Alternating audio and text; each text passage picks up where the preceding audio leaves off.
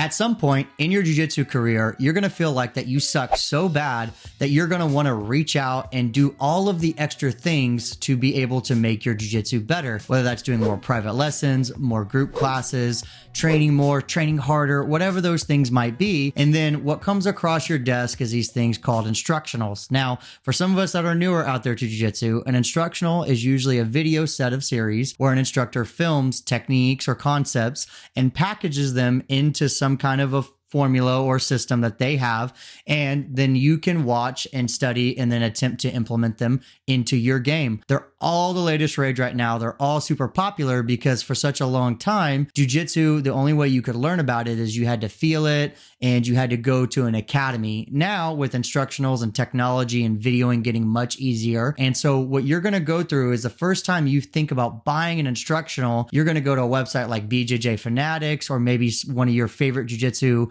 influencers out there has like their own instructionals, and you're not going to know which one you should purchase first. Why should I purchase this one over that one? There are three main factors that I like to look through before I purchase my own jiu-jitsu instructional. So we're going to break that down in this video coming up. How's it going, everybody? My name is Chasen Hill. I'm a jiu-jitsu black belt. I've been teaching and training jiu-jitsu now for 13 plus years. So if you guys like all things jiu-jitsu, make sure you hit that like and subscribe button down below before we get further into this video. I know that some of you guys are very new to this channel, and I greatly appreciate it. If this is your first time or second time coming in, welcome in.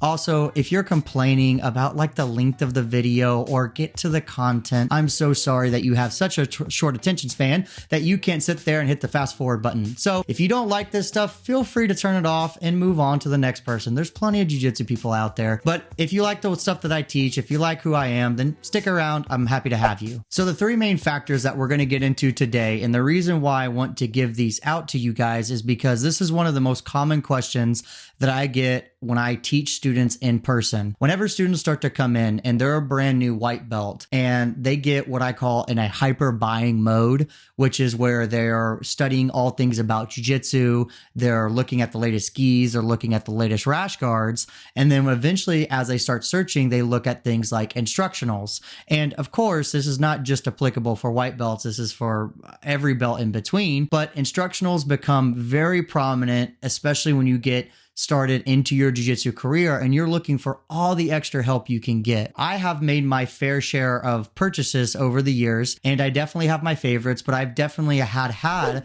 buyer's remorse in the past. Now, I'm going to tell you my buyer's remorse is not necessarily because of the content that was contained in it. It's not because the techniques were terrible or I didn't like the way it was filmed. It was more about when I digested it or when I purchased it and then when I consumed it based upon where I was at in my jiu-jitsu journey. So I'm going to try to help you guys with some of these things that I look for before I purchase an instructional. First, what are you working on, and is this instructional really going to actually be the main thing that's going to help you get better at jiu-jitsu? The next factor is it going to fit into my short-term or long-term plan? And the final one is, do you have the resources to actually be able to study this information and then apply it into your own training? So the first part, let's talk about what you're working on and why that is. Now, I have a lot of other videos on this channel talking about ways to figure out what you should be training and why that is, because that's going to be a big part of what I look for before I purchase an instructional. I always recommend they go and get something that's going to fix what I would call your biggest needs. I have a whole video talking about your jiu-jitsu like sins and a training formula that I have. I always point my students to that direction. Let's go find something that is going to be fix your biggest needs, because in my opinion, that makes the biggest impact on your jiu-jitsu. And I'm encouraging students, the majority of the students I work with are ones that are wanting to train like lifelong and really develop a system for that. So if you're an athlete or you're a competitor, then you might want to go look at something that's going to make, you know, a short-term impact and something that you need an answer to right now for your next tournament. I remember one time that when I was a blue belt, I had purchased an instructional based upon some famous athletes or or jiu-jitsu people that I really followed and admired. These people are black belts. What they're doing, I should probably be going and getting as well too. Whenever I started watching the information, there were so many other things that I didn't know yet that information wasn't as impactful on me right away. So that was my buyer's remorse. You know, I was a college kid.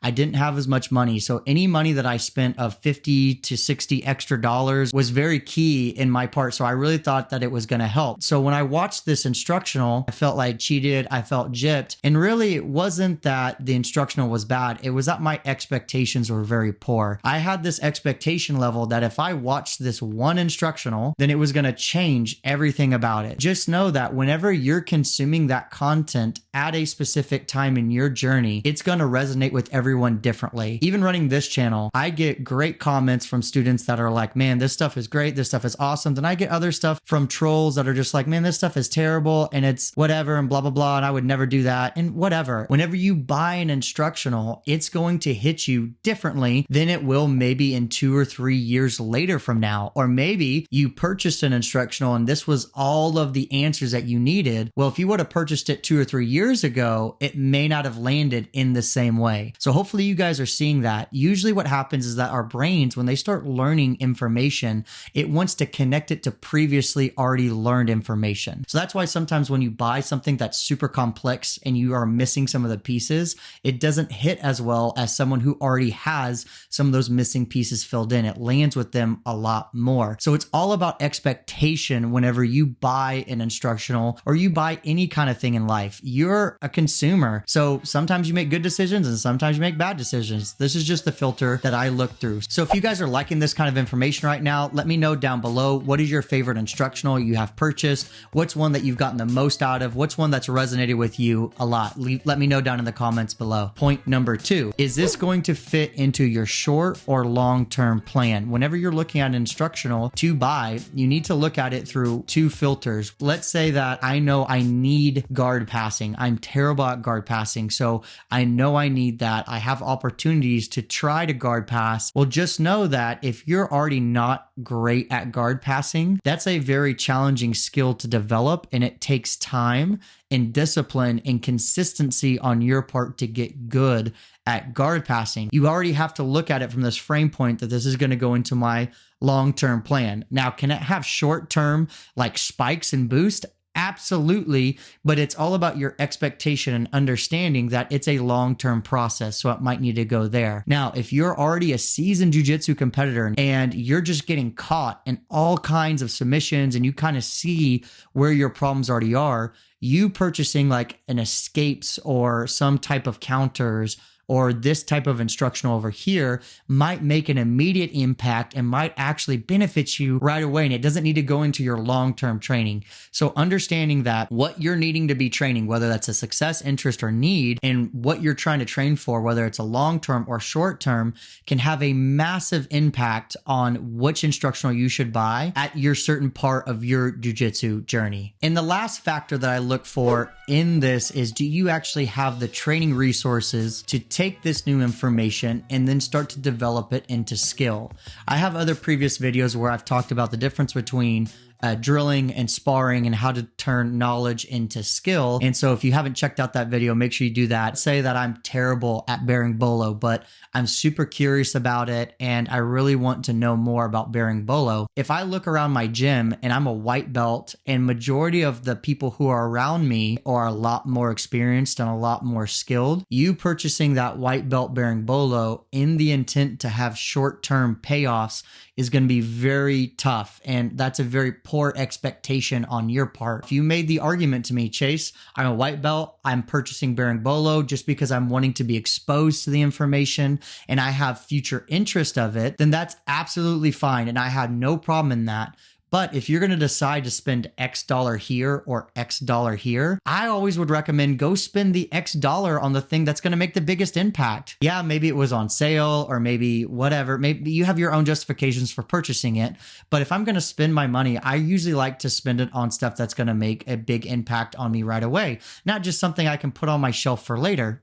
Maybe. But usually I would always recommend, if you want my recommendation, it's going to be purchasing the thing that's going to make the biggest impact. So So the reason why that's going to be tough for a white belt is because they don't mainly have the resources at their disposal to train that and to get better. If you're a white belt and you're wanting to train berimbolo on people a lot more skilled than you, it's going to be tough to put yourself in those positions and to be able to execute it, because realistically, to develop a skill like that, a very tough skill, is you're going to need people who are less skilled than you and you to have a certain skill level already. So that's what I mean by resources. So do you have the right training partners around you to determine what that is? Now, if you're a purple belt and you already are kind of familiar with berimbolo, or maybe you understand some of the positions and you know that you can have specific training partners and you know how to use them and you have your own system to do that, then that's perfectly feasible to be able to do. I always look at it through that filter is, man, do I have the resources or the training partners to be able to do this? Now, what's interesting is as you get more skilled, you're of course going to have more resources, because as you get more skilled, there are more what I would call level 1 and level 2 style of training partners in your gym, which is what you need to transfer knowledge into a skill. If you guys haven't checked out that video, make sure you check that out right here, talking about the different ways to use your training partners. Just understand that that's the 3 metrics or the 3 factors that I really look for if I purchase an instructional for myself. Is the instructional aligning for what I'm wanting to train? And usually I'm always focusing on what I need to improve, not just a common interest that I have or already what I do well. The next thing is it going to go into my short or long-term plan? What is my goal right now? Am I trying to add a new concept or a new idea? Or am I trying to make a giant impact like in a tournament right away that's going to be more into a short-term plan? And the last one is, do you actually have the resources to take this information, whatever skill level it might be, and then apply it in the training room? So like I said, these things are super important because sometimes I don't want you guys to waste your money, or if I could point you in one direction, then it might kind of help you. But just look at this through a filter. Of course, everyone has their own way of determining things and you guys are free will to do whatever. But like I said, this is a question that I get quite a bit from either students online. Hey, which instructional should I purchase? Do you have one that you recommend? Or even my students that train in person. And honestly, it's going to depend on where they're at in their journey and what they're trying to work on. That's the filter that I look through even for myself. So if you guys like this information, make sure you smash that like and subscribe button down below. It really does help me get seen in the YouTube algorithm. Also, if you're ready to start accelerating your jiu-jitsu and you're wanting to work with me more one-on-one, make sure you guys fill out your application down below. You can also download my free acceleration guide that kind of gives you 5 things to be pointed in the direction to figure out what you should be training. Thank you guys again for all the support and the new subscribers. And until next time, I'll see you guys later.